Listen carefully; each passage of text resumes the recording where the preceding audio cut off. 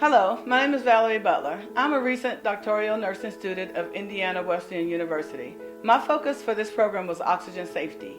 In the beginning, my advisors did not think that oxygen safety would be appropriate for this program.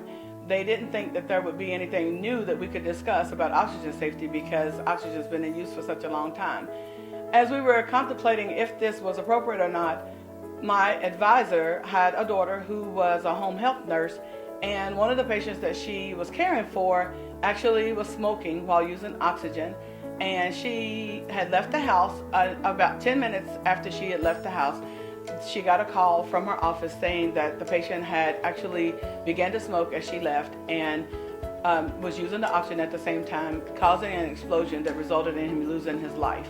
At that point, my advisors decided that this would be a topic worth researching and to see if we could offer some tips on how to be safer while using oxygen in your home. Most people know that oxygen and fire doesn't mix well. The combination of oxygen, heat, and fuel can be deadly. If any one of these elements are missing, fire cannot occur. Nurses are given the task of educating patients on oxygen safety, but we can't do it alone. We need the help of everyone: family members, firefighters, neighbors, friends, DME, staff, and respiratory therapists to get the message across. One of the biggest threats to oxygen users is when smoking occurs while this therapy is in use, either by the patients or someone else in their home. Smoking should never occur in a home when oxygen therapy is in use.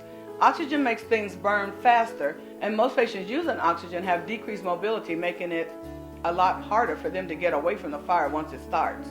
If you or someone you know uses oxygen therapy in your home, here are a few tips to help keep you, your family, your community, the first responders, safe when using oxygen. You should keep the oxygen away from open flames, such as electric heaters, wood-burning stoves, and fireplaces. In the winter, this is an extremely important tip because people use alternative heat sources to stay warm. No one should smoke in a room where oxygen is in use. No smoking signs should be placed all throughout the house where oxygen is being used, and if smoking may occur, you need the signs up to remind people not to light up their cigarettes in the home. Fire extinguishers and smoke detectors should be placed in the home in several different locations, and you should check them frequently to make sure they're working correctly. Oxygen users should avoid electric blankets, electric razors, electric toothbrushes, because these things can cause a small spark that can result in a huge explosion. Be careful to avoid oils, splattering grease, as these can catch fire as well. Even hand sanitizer and lip balm can be a threat if they contain alcohol or Vaseline. We recommend aloe vera based products or water based products if you need to use hand sanitizer or lip balm. Keep liquids that may catch fire away from your oxygen as well, and these liquids can be cleaning products that contain oil, grease, or alcohol. Do not use Vaseline or other petroleum-based products on your face. If you need to talk to your doctor or your healthcare provider about what's safe, we recommend you doing that before using any of the Vaseline or petroleum products, as we see them as being a threat for fire safety.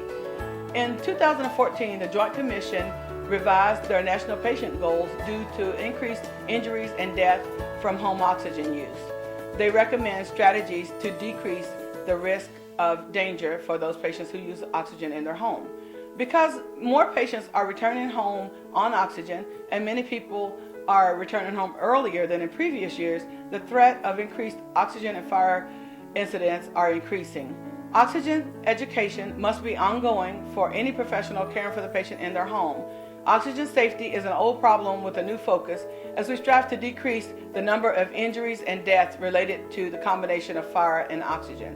If we recognize risk factors such as living alone, previous house fires, lung diagnosis, alternate heating sources, and correct these issues, along with continued monitoring and teaching, we hope for a great decrease in deaths and injuries related to people who use oxygen in their homes. Thank you.